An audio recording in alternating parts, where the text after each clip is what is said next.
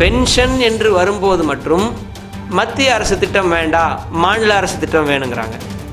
சம்பளம் அப்படின்னு வர்றப்ப மட்டும் மத்திய அரசு ஊழியர்களுக்கு இணையான சம்பளம் வேணுங்கிறாங்க. 98 அல்லது 100% ஆசிரியர்களோட குழந்தைகளும் தனியார் பள்ளியில் தான் படிச்சுட்டு இருப்பாங்க. 3.5 லட்சம் கோடி கடனில் இருக்கு தமிழ்நாடு அரசு. ஜாக்டோ ஜியோ அமைப்பில் போராடுற ஆசிரியர்கள் வைக்கிற கோரிக்கைகள் என்ன? பழைய பென்ஷன் திட்டத்தை மீண்டும் கொண்டு வரணும். இப்போ இருக்கக்கூடிய பங்களிப்பு ஓய்வூதிய திட்டம், கான்ட்ரிபியூட்டரி பென்ஷன் ஸ்கீம் அப்படிங்கிறத ரத்து செஞ்சுட்டு 2003க்கு முன்பு வரை இருந்த பழைய பென்ஷன் திட்டம் அதை மீண்டும் கொண்டு வரணுங்கிறாங்க. 1/1/2016 தொடங்கி ஒரு 21 மாதத்திற்கான நிலுவைத் தொகை, அதாவது 7வது ஊதியக்குழு அமல்படுத்தப்பட்ட பிறகு அந்த 1/1/2016 21 மாதத்துக்கான நிலுவைத் தொகை இருக்குது, அது உடனே வழங்க வேண்டும். அதே போல் இடைநிலை ஆசிரியர்களுக்கு மத்திய அரசு ஊழியர்களுக்கு இணையான சம்பளம் கொடுக்கப்பட வேண்டும். பல்வேறு அரசு ஊழியர் பிரிவினருக்கு இடையே ஊதிய முரண்பாடுகள், 6வது ஊதியக்குழு அமல்படுத்துவதனாலையும் 7வது ஊதியக்குழு அமல்படுத்துவதனாலையும் இருக்கக்கூடிய ஊதிய முரண்பாடுகள் களையப்பட வேண்டும் அப்படிங்கிற அந்த 3 கோரிக்கைகள் பிரதான கோரிக்கைகள். அரசாங்கம் கிட்ட போதிய நிதி இல்லை, அப்படி இருந்தும் ஏன் இந்த ஆசிரியர்கள் போராட்டம் பண்றாங்க? தமிழ்நாடு அரசாங்கத்துக்கு நிதி இல்லைன்னு ஏற்கனவே தெரியும். 3.5 லட்சம் கோடி கடனில் இருக்குது தமிழ்நாடு அரசாங்கம், பணம் இல்லை. அப்படி இருக்கக்கூடிய சூழலில் 7வது ஊதியக்குழுங்கிறது மத்திய அரசு சொல்கிறாங்க. மத்திய அரசு ஒரு ஊதியக்குழு சொன்னால் அது உடனடியாக கண்டிப்பாக அமல்படுத்த வேண்டும்னு கட்டாயம் தமிழ்நாடு அரசுக்கு இல்லை. போராடுற ஆசிரியர்கள் அரசாங்கம் மேலே வைக்கிற குற்றச்சாட்டுகள் என்ன? இந்த 15 வருஷமாக நாங்கள் கொடுத்த 10%, எங்கள் சம்பளத்தில் பிடிச்ச 10%, நீங்கள் போட்ட 10%, இந்த பணம் மொத்த பணம் எங்கே இருக்குது அப்படிங்கிற கேள்விக்கு அரசாங்கத்துக்கே பதில் தெரியல. இது முறையாக அந்த கணக்கு வழக்குகளை பராமரிக்கலை. அந்த பணத்தை அரசாங்கம் ஏராளமான இலவச திட்டங்கள் கொடுக்குறாங்க. இப்போ கூட பொங்கலுக்கு வீட்டுக்கு 1000 ரூபா கொடுத்தாங்க, 2000 கோடி கொடுத்தாங்க. இது போன்ற அவசர திட்டங்கள் ஏராளமாக கொடுக்கப்பட்ட, தாராளமாக கொடுக்கப்பட்ட திட்டங்களுக்காக அந்த பணத்தை எடுத்து செலவழிச்சிட்டாங்கிற மாதிரி தோணுது. ஆசிரியர்கள் கேட்குற பென்ஷனை ஏன் அரசாங்கத்தால் தர முடியல? இது இல்லாமல் நம்ம இந்த பணத்தை எல்லாம் இப்படி செலவழிச்சதுனால தொடர்ச்சியாக கடன் வாங்குகிறோம். வாங்கின கடனுக்கு வட்டி கட்டுறதுக்கு மட்டும் வருஷத்துக்கு 30,000 கோடி ரூபாயை நம்ம தமிழ்நாடு அரசாங்கம் கொடுத்துட்ருக்கு.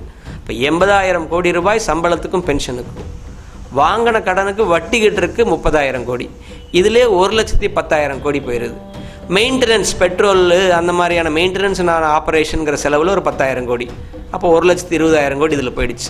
இதை தாண்டி மீதி இருக்கக்கூடிய 75,000 கோடி மட்டும்தான் மக்கள் நலத்திட்டங்கள்ங்கிற கேட்டகரியில் வருது. இந்த புதிய பென்ஷன் திட்டம், அதாவது கான்ட்ரிபியூட்டரி பென்ஷன் சிஸ்டத்தின் கீழே ஓய்வு பெற்ற பலருக்கு ஓய்வூதியம் கொடுக்க மாட்டேங்கிறாங்க. அவங்க ஓய்வு பெற்றப்போ அவங்களுக்கு கொடுக்க வேண்டிய தொகை கொடுக்க மாட்டேங்கிறாங்க, இழுத்தடிக்கப்படுது. சரி, அதுக்காக ஸ்டூடெண்ட்ஸுக்கு எக்ஸாம் வர டைம்ல தான் இவங்க போராட்டம் பண்ணணுமா? நாங்கள் பல வருஷமாக இந்த கோரிக்கையை சொல்லி பார்த்துட்டோம், கேட்கல.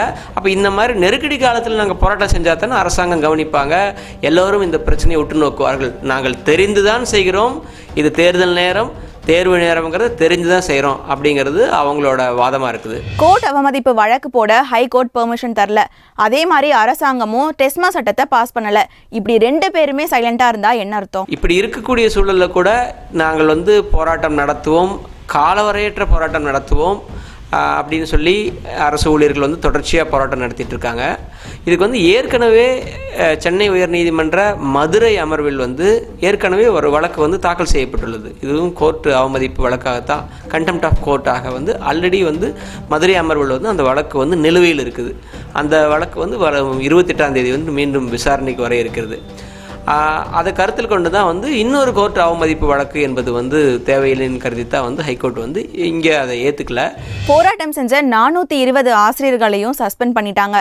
அப்படி இருந்தும் மற்ற ஆசிரியர்கள் போராட்டம் நிறுத்தினதா தெரியல. சம்பளத்தை பிடிப்போம் அப்படின்னு சொல்லி தான் அந்த அரசாங்கம் சொல்லுதோ தவிர, நீங்கள் இந்த மாதிரி தொடர்ச்சியாக போராட்டம் நடத்தினீர்கள், உங்களுக்கு நோட்டீஸ் வழங்கப்படும், பணியிடை நீக்கம் செய்வோம், டிஸ்மிஸ் செய்வதற்கு கூட இந்த அரசு தயங்காது அப்படின்னு சொல்லி துணிச்சலாக சொல்கிறதுக்கு இந்த அரசு தயாராக இல்லைங்கிறது தான் யதார்த்தமான உண்மை.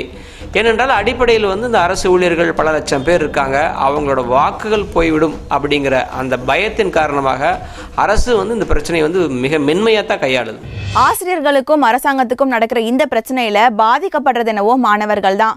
ஆனா அதை பத்தி 2 பேருமே யோசிக்கல. இது போல மேலும் பல செய்திகளோட அப்டேட்ஸுக்கு தினமலர் யூடியூப் சேனலை சப்ஸ்கிரைப் பண்ணுங்க. பக்கத்துல ஒரு பெல் பட்டன் இருக்கும், அதையும் கிளிக் அப்படின்னு பிரஸ் பண்ணிட்டு Facebook, Twitter, Instagram போன்ற சமூக வலைதளங்களையும் எங்களை ஃபாலோ பண்ணுங்க.